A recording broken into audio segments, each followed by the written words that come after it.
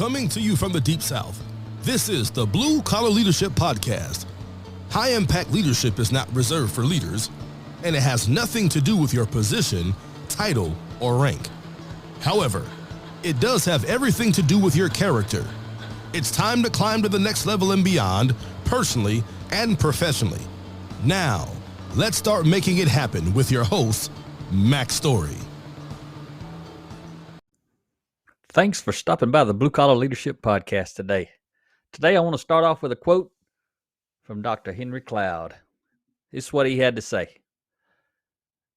I have never seen great performers who felt themselves to be out of control of their own performance, emotions, direction, purpose, decisions, beliefs, choices, or any other human faculties. They don't blame others or external factors. The greats are not like lesser performers who try to explain away their failure as being somehow caused, forced, or controlled by someone else. That's some powerful words right there from Dr. Henry Cloud to start off today's episode. Maybe you'll hit rewind and listen to it again. Maybe you'll do it 3 or 4 times. Either way, let's get rolling on today's episode. So today I'm on Trait 11, part 11 in my 30-part series based on content from my Blue Collar Leadership and Teamwork book, 30 Traits of High Impact Players. Hope you're enjoying this series. Really hope you've got the book, because the book's got a lot of stuff the series is not going to have, because my intent on this series, on any of my podcast series based on my books, is never to read you the book. It's to share a few points from the book, but then add some just general thoughts related to things that are not in the book. But if you don't remember me mentioning it before, I introduced a fictional character in this book. His name's Blue Collar Bob, and I get a lot of feedback from people who love Blue Collar Bob. So that's just one of the things that's missing in this podcast series, is I don't even talk about Bob, because it's really probably would be difficult to do that. It really doesn't fit with the series, but it fits in the book. So within the book, Bob has his own transformation as he's learning to become a high impact team player, because in the beginning he was a low impact team player. And you may have heard me say before, one day I'm going to write a whole fictional book based on Mr. Blue Collar Bob. But anyway, I hope you get the book and dive into that. Help take yourself to the next level and beyond. And one of the things about this trait, about being inspired, is this right here. It's pretty simple. If you don't go within, you will go without. What that means, you got to go on the inside. You've got to change from the inside out to become a high impact player. And if you're already a high impact player, you still got to go within if you want to climb to the next level and beyond. Not going to happen by accident. Not going to happen because of something someone else in the world does. It's going to be because of something you do. I shared a meme on my LinkedIn social media and Facebook, Instagram, all those social media sites recently. Basically what it said is, most often we're shaped from the outside, not the inside. That was pretty deep right there. What that basically means is we're letting the outside world shape us. What we should be doing is shaping ourselves with the intent of shaping the outside world. I read this content every day to shape myself, to constantly shape who I am and who I'm becoming, so that I can help this world be a better place. You're not going to hear me run around moaning and groaning and whining about what everybody else ain't doing. That's a country word. Those of you that don't know, I speak country, English and country. And I tell people all the time, I'm much, much better speaking country than I am English. But you know how it is when you write. When you're writing, you leave out a letter. You know, when you make a contraction, you leave out a letter. and you replace it with an apostrophe. So all you got to know is I speak with a lot of apostrophes. You just can't see them because I'm speaking. They're still there. It's okay. You might even be country yourself. Anyway, let me get back to today's lesson. When I threw that ain't word on you, I knew that might get a few of you wondering about my ability to speak well. All right. Be inspired. It means you are driven from within. It means you are moving yourself forward. Ria's new book, The Ladder of Influence, the subtitle is 5 Steps for Helping You Climb to the Next Level and Beyond. What she's trying to do in that book is to inspire you or the reader, whoever's reading that book. Because motivation is coming from the outside. Inspiration comes from the outside too, but it shows up on the inside. Inspiration is a tricky word to talk about because it does come from the outside, like motivation. It's external to begin with. Motivation remains external to get someone to do what you want to do. I talked about this last episode, but I want to hit on it a little bit again this time, and maybe it'll be slightly different. But motivation is from the outside. If you're trying to get me to do something, and I don't mind doing it, as long as you're here, as long as you motivate me, I'm going to make it happen. But when you disappear, I'm probably going to start working on something else. Or I may not stop working on something else, but I'm going to stop working on what you wanted me to be working on. So that's kind of the motivational factor. Inspirational factor, you may come around and it appears you're motivating me, but you're really inspiring me.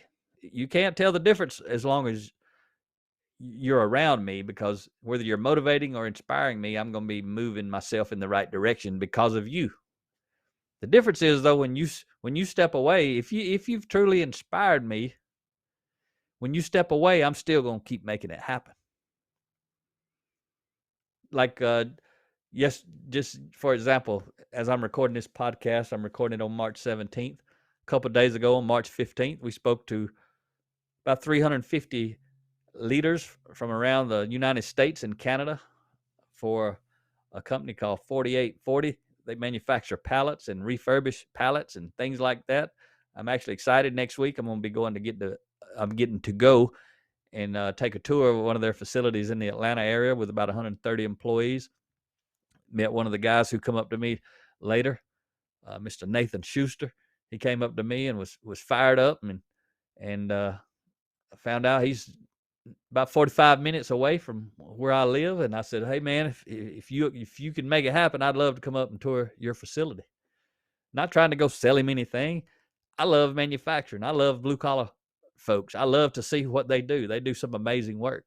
So he's going to make that happen. So I'm looking forward. Rhea and I are going up to tour his facility.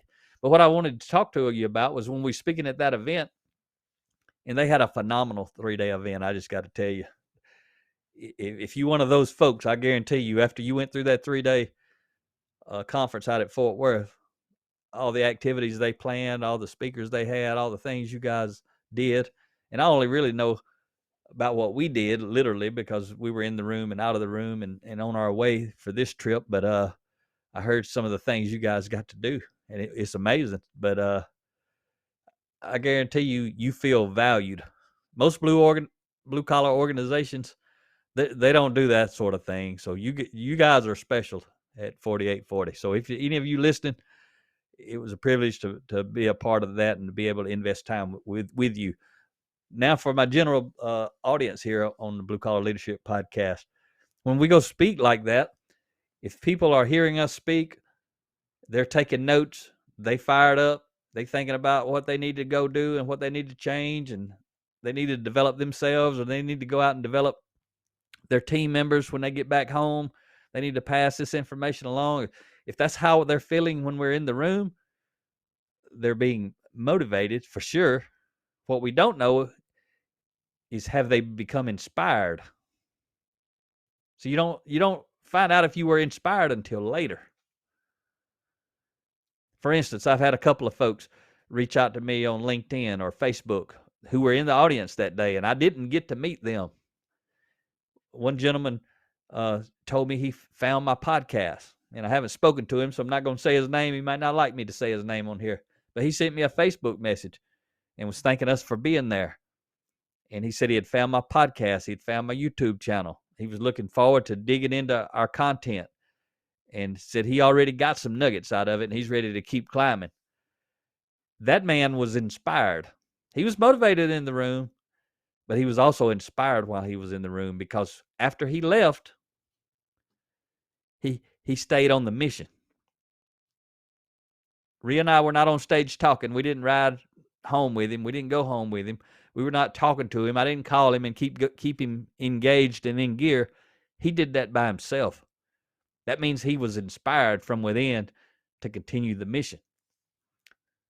Mr. Mike, the CEO out there at 4840, he introduced us and wrapped up after we spoke. I guarantee you, anybody who was inspired, they got more influence with that man. He needs to know who they were. Some of them, he will know who they were. They'll go back and they'll start transforming themselves, their teams.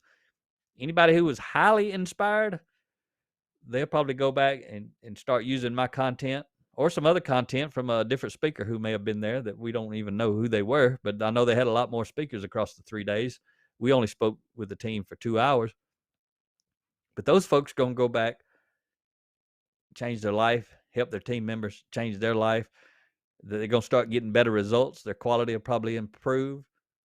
Their cost will probably be decreased, which is going to mean their profits are going to increase. Their turnovers are going to be reduced. The ability to attract and retain top talent is going to improve. That's what happens when somebody becomes inspired. So when we're talking about team members, you're a team member. And again, this book, it doesn't matter if you're an 18-year-old new employee on the front lines, or you're a 60-year-old CEO who's been leading from the top for decades. This book, this content applies to you. And I can ask you from two different or several different angles. Just imagine you're a team member, and you've heard me ask these questions. I'm trying to remember to do it with every trait, just to help you see how important every trait is. But imagine if all you knew about a team member, you get to pick between two team members. One of them's inspired from within. One of them is not. The one who's not, they do fine work when the boss is around, hovering over, smothering, supervising. They do fine work then. But when the boss is gone, they just basically go on vacation. On the job vacation. And that's your teammate. You counting on them, they counting on you. Which one would you pick? The person who's inspired? Because they're going to work whether the boss is there or not. They're inspired to perform at a high level because of their character, who they are on the inside. The other one, they're motivated to perform at a high level when the boss is around. Their value is based on looking good for the boss. The person who's inspired is based on looking good because they value looking good, doing a good job is what I'm talking about when I say looking good. That value is within. They're going to do a good job if no one is looking. Obviously, if you could choose which one of those people to work with, you'd want to work with the one who's inspired. But again, which one are you? How do you work when no one's looking? What kind of quality do you provide when no one's looking?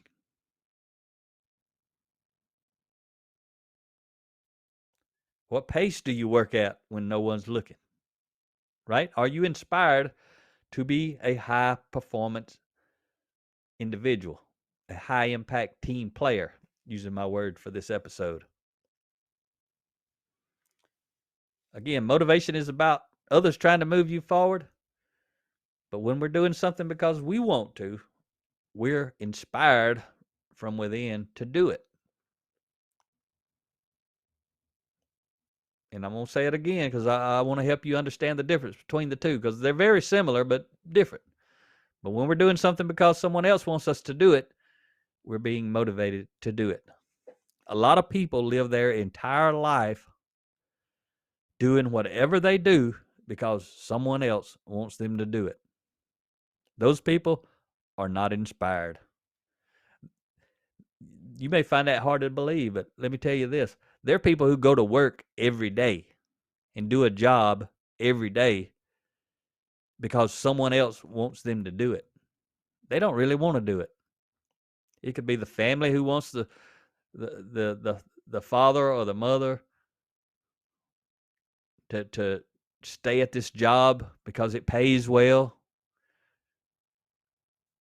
or because they get a lot of overtime, they make a lot of extra money. Even though the father or mother or spouse may not like the job, someone else wants them to stay there because someone else doesn't want to sacrifice for that person to actually find a job they like where they can become inspired. Another way to see that same exact thing is a lot of people work all day for the money. They don't like the job, but they like the money. The money is the motivator, but the people are not inspired to do the job. That's why when they get off work, they don't do anything that closely resembles what they do at work because they're not interested in doing that. Those people can never become high impact team players because they're not inspired. You know, someone that say works in a cabinet shop, if they're motivated, maybe they make good money, maybe they do a great job, but when they go home, they don't do anything related to making cabinets or woodwork. Maybe they like welding. They got a shop and they do some type of welding. They work with metal at home. Guess what they ought to be doing in their real work? They should be working with metal, but they may not be able to find a good job in the metal industry, or it might not pay enough.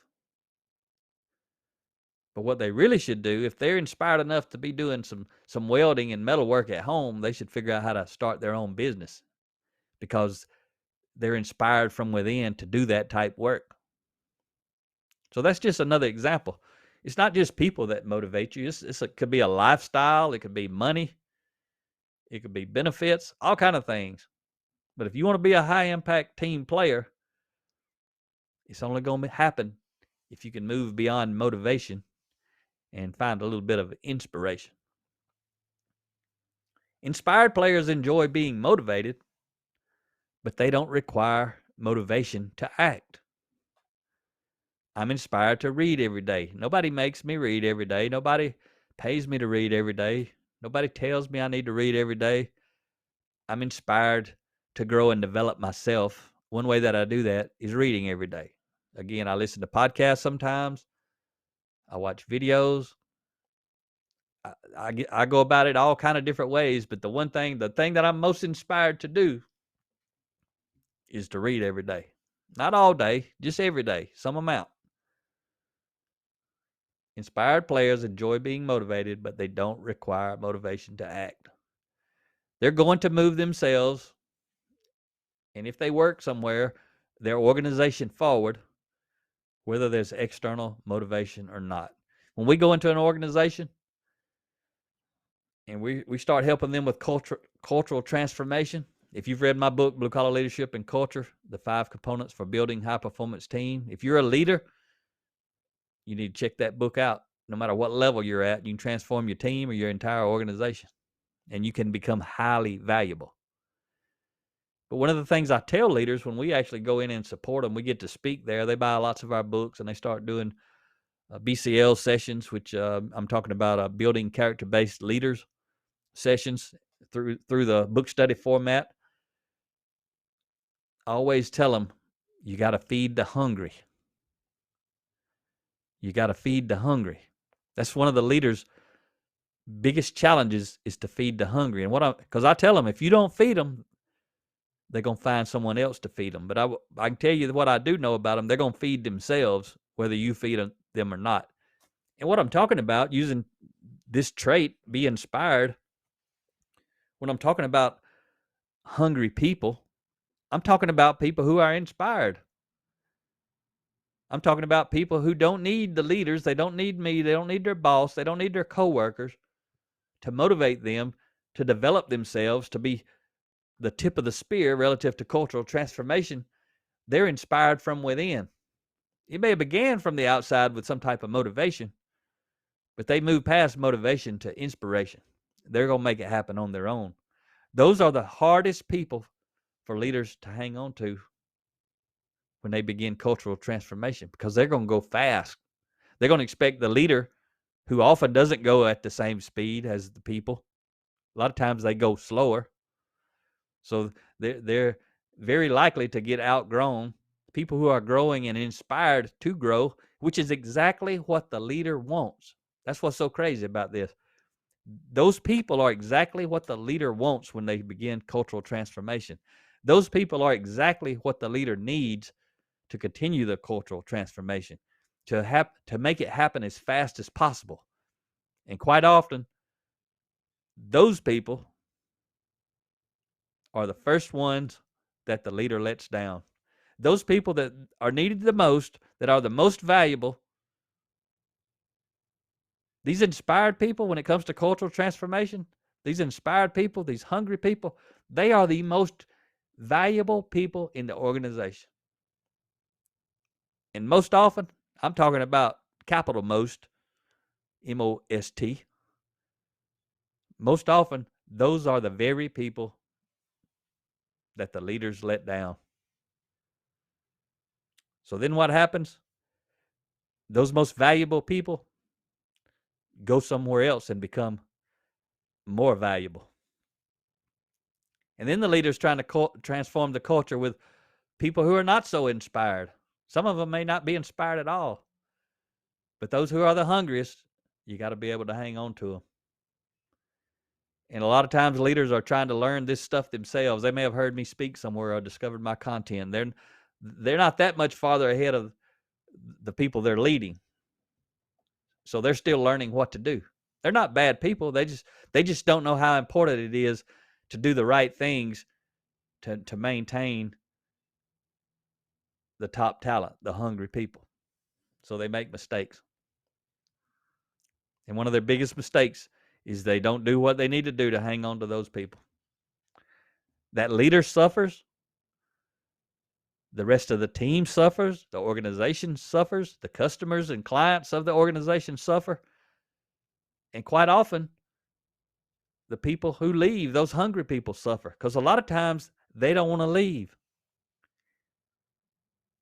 I was one of those people. When I fired my best boss I ever had, love him to death, still do.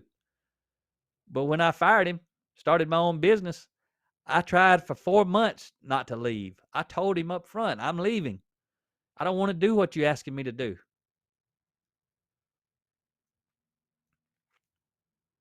And I left. I didn't want to leave. Today, I'm glad I left. My life's much better. I'm helping a lot of other people. But if he was capable of leading me through that situation, I may still be within that company, be making a huge impact within that company. Would have helped transform that entire company, 70 plants, much, much, much faster than they did or have. And a lot of them may not ever get there. The company as a whole may not ever get there. But if I would have been there, we would have been moving forward. Or either I wouldn't have been there. That's the way it works with me. And I'm telling you this, that's the way it works with high impact team players and high impact team leaders. If you're a upper level leader and you're leading cultural transformation, you're going to rally the troops, you better be ready to lead them into battle. If you're not, they're going to go do battle with somebody else because they're hungry for cultural transformation. They're high impact leaders looking for those people. They can't find them. But they're going to find them if they have to leave an organization because they outgrow their leader's ability to lead. All right. Just a sad part of the reality. But the good thing is they leave and they continue their journey. They don't let a leader in their organization suppress them and slow them down. Because my ultimate goal is to help our world become a better place to live. So the hungry people need to be fed. If you're hungry in your organization, your leader don't want to feed you, stop sitting at their table. Go out and help make this world a better place. Don't play small because your leader wants you to play small. You go out and you play tall. Your leader's going to get the exact team they deserve. If they deserve you to be on it, you'll be on it. If they don't, you won't. But you're going to keep climbing. They may or may not. If you're hungry, be transparent with the leader. Let them know. If they don't want to feed you, you got to go. It's that simple. I tell leaders that when I start supporting them. A lot of them don't believe me. I always tell them it's my job to grow and develop the people. I'm going to do that. I can make that happen. If they're hungry, they're going to eat. But I always tell them it's your job to keep them. It's my job to grow them, Mr. Leader or Miss Leader. It's your job to keep them. They all nod their head, but they don't understand what's coming, even though I tell them. And then later when the people leave, pretty much most of them blame me because the people left. I don't know how they blame me. That's just what they do. They decide they want to blame somebody. They don't want to take responsibility. So it's my fault the people left. But I know better, and so do the people. So we talk about being inspired. High-impact players are not average. They are exceptional, sought-after team members. And people who are inspired to grow, those hungry people, they may be average when they come across this content, but if they're inspired and they're pouring personal growth and leadership development into themselves nonstop, it doesn't take them long to figure out they're exceptional. And if they want to get out into the job market, they'll figure that out in a hurry. And they're going to have options. High impact players are not average. They are exceptional, sought after team members. I'll say it again. High impact leaders, on the other hand, are always searching for more high impact players to add to their team because they're hard to find. That's why if you're a high impact team player, if you're a high impact team leader, if you're a high impact individual, you need to be on LinkedIn sharing your message to the world. You need to be posting. You need to be sharing your thoughts. You need to be out there and be visible so those high impact leaders in the world can find you. They can identify you. People with high character are looking for people with high character. They know what it looks like. When they read your post, if you got high character, they're going to be able to figure it out because you speak a different language than the average people speak. So you got to be advertising. Even if you don't want to change jobs, you still be advertising because you're helping people. When I say advertising, I'm talking about sharing motivational, inspirational thoughts and content with the world. You're advertising, but you're also helping people. So the key to moving beyond average and becoming exceptional is doing what high impact players do, not wanting what they have. It's easy to want what others have. However, it's much more difficult to do what they had to do to get what they have. A lot of people tell me in Rio, oh, I wish I could do what y'all are doing. Well, you can if you're willing to do what we had to do to do what we're doing. If you're willing to pay the price, you can make it happen. If you want to eat for free, you're probably going to be not eating too well. You got to pay the price. So I'm going to leave you today, this trait on be inspired. I'm going to leave you with a quote from Simon Sinek. You may have heard of Simon. He wrote a book called Start With Why. Check out his video. He's got a super popular TEDx talk on that, or TED talk on that. But Simon says this. He said, the thing that makes us love our jobs is not the work that we're doing. It's the way we feel when we go there. And I'm going to tell you what makes it feel good when you go to work. Your team. If you work with a high performance team filled with high impact individuals, high impact players, high impact leaders, it doesn't matter what the job is or what the task is. You're going to feel good when you go there. And you're going to feel good when you leave from there. But if you work with low-impact individuals, low-impact team players, and low-impact leaders, you ain't going to feel so good. And if you got options, you're going to quit going there. If you don't have options because you're not inspired to grow and develop yourself from within, you're going to have to keep going there.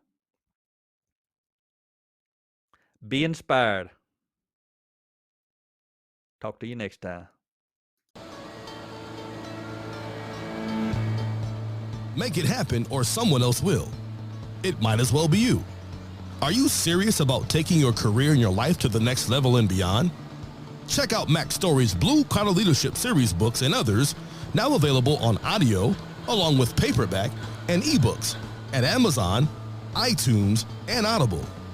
Please visit bluecollarleadership.com to learn about Mac's books, programs, special offers, certifications, and more. Thank you for listening to the Blue Collar Leadership Podcast.